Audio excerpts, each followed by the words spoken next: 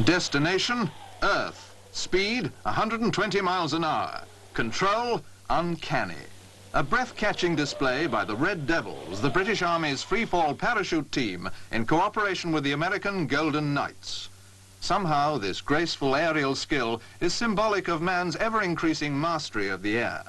It makes a fitting opening to the 1966 Farnborough Air Show, Britain's shop window for the world of aviation.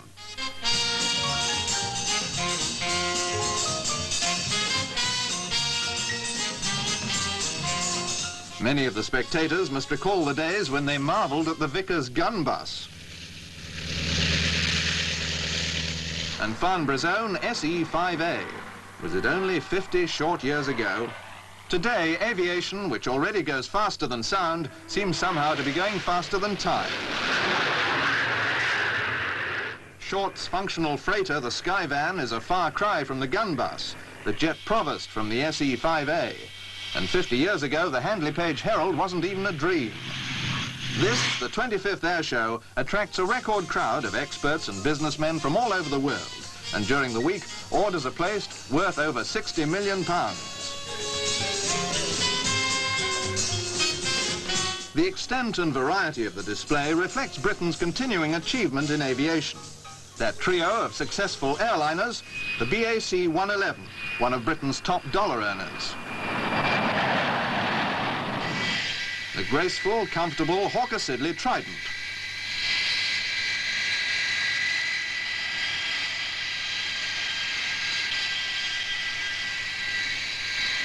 And that favourite of passengers, the long-range VC-10, now adapted for further use as a military transport.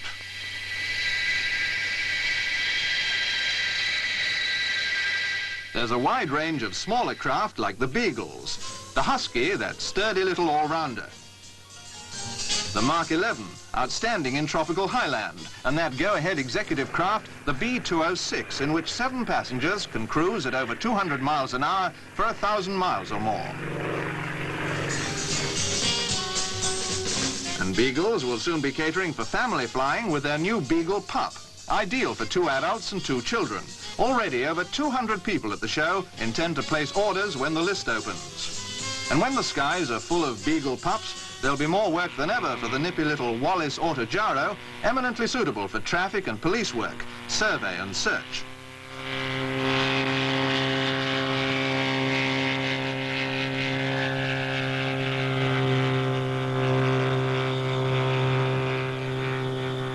Hawker Siddeley have 2 sales successes. The 748, well over 100 sold. And that invaluable asset for the busy executive, the 125. North America has already bought 65 of these 8-seater twin turbojets. Good business for business in the air. The Hawker Siddeley production line at Chester turns out 7 HS-125s a month to meet the steadily mounting total of orders.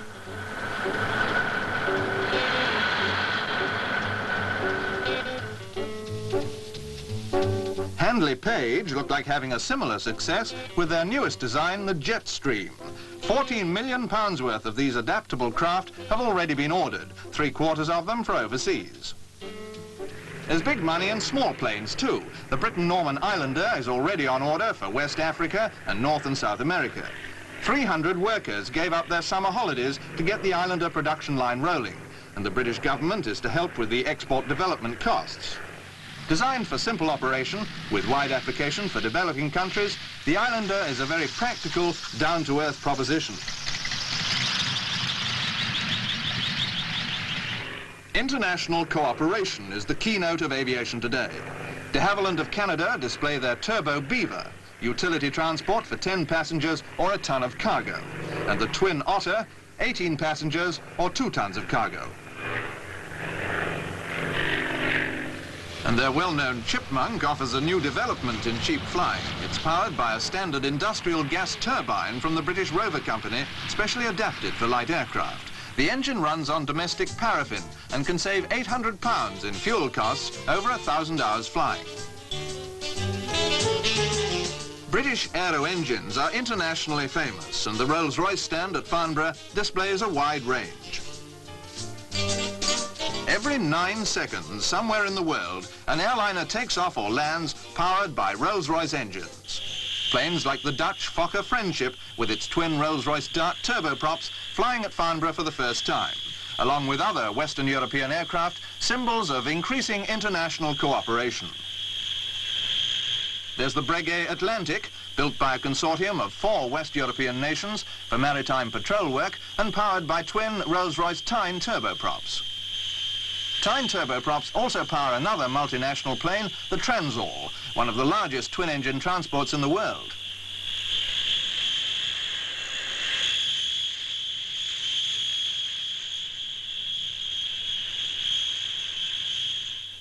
Rolls-Royce and Bristol Siddeley, great names in the aero-engine world. Together they make engines for nearly half the world's airliners, not to mention military craft.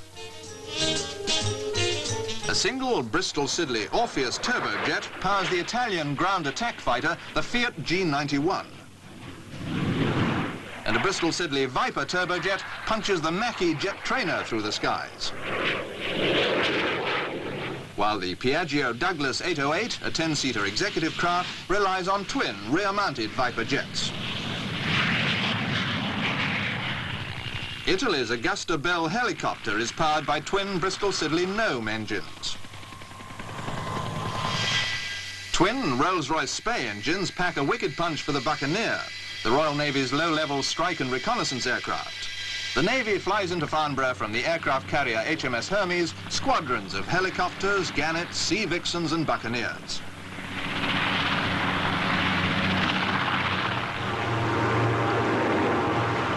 The climax of their display is Marine commandos descending 200 feet using the abseiling technique of mountaineers.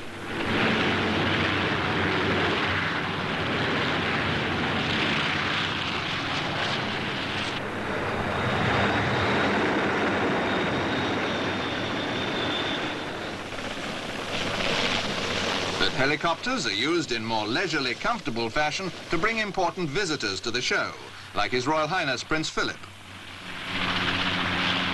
The increasing demand for the versatile helicopter is shown by Westland's impressive parade. 3 types of Wessex, and a Whirlwind, a Scout, a Sioux, and a Wasp.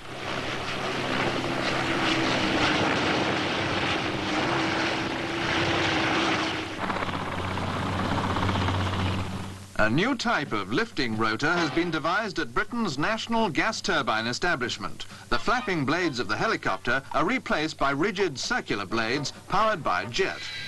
In this mobile testbed, engineers study aspects of the rotor's performance along the Farnborough runway. Applied to helicopters, this new rotor system should give greater lift, increase speed, and make much less noise. Applied to an aircraft like the BAC-111, the rotor is only used for takeoff and landing. It's parked during forward flight. A development that could revolutionize passenger jet travel.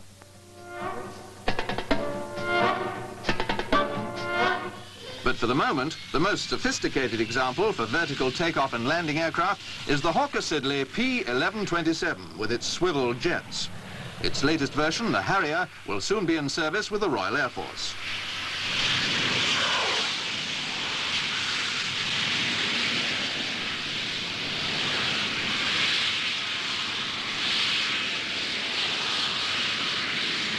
A formidable display of missiles. The still secret Sea Dart. And Martel, an example of Anglo-French cooperation.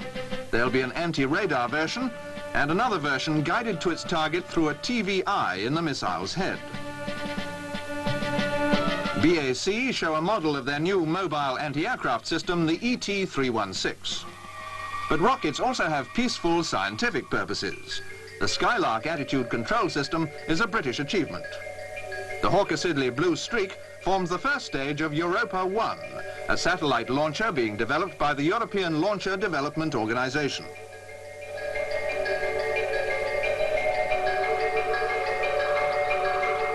And Britain collaborates with the European Space Research Organization in an important scientific program.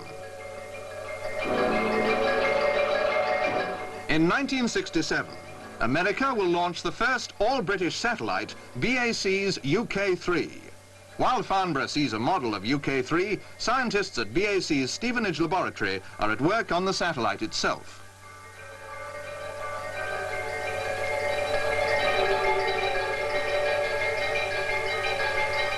But if you find outer space rather chilly and remote, take a trip in a glider. The Slingsby Dart sailplane delights the Farnborough crowds with its stylish and silent performance. Gliding is growing fast as a sport in Britain and overseas. It's the cheapest, most aerodynamic form of flying.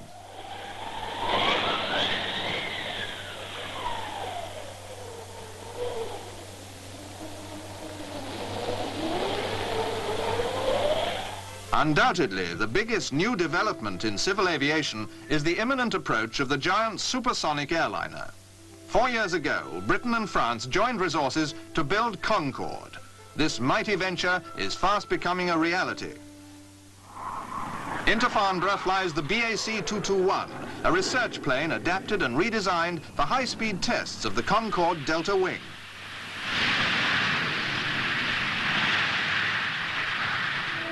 Concorde's huge Olympus 593 engines are being built in Anglo-French partnership, and one is seen at Farnborough under test in the air, slung beneath a Vulcan bomber. Farnborough shows that Britain is very much to the fore in technical and technological development. Over 300 firms exhibit their products to experts and buyers from all over the world. A vast range of all the components and accessories of aircraft and aircraft handling. An impressive testimony to the lead taken by the British aviation industry in new techniques and new products.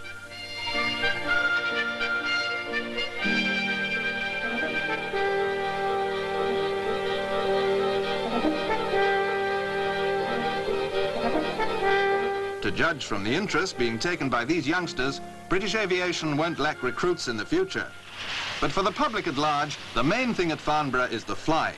And the show ends with a superb demonstration of aeronautical skill by the Red Arrows, the Royal Air Force aerobatic team in their Hawker Siddeley Nat jets.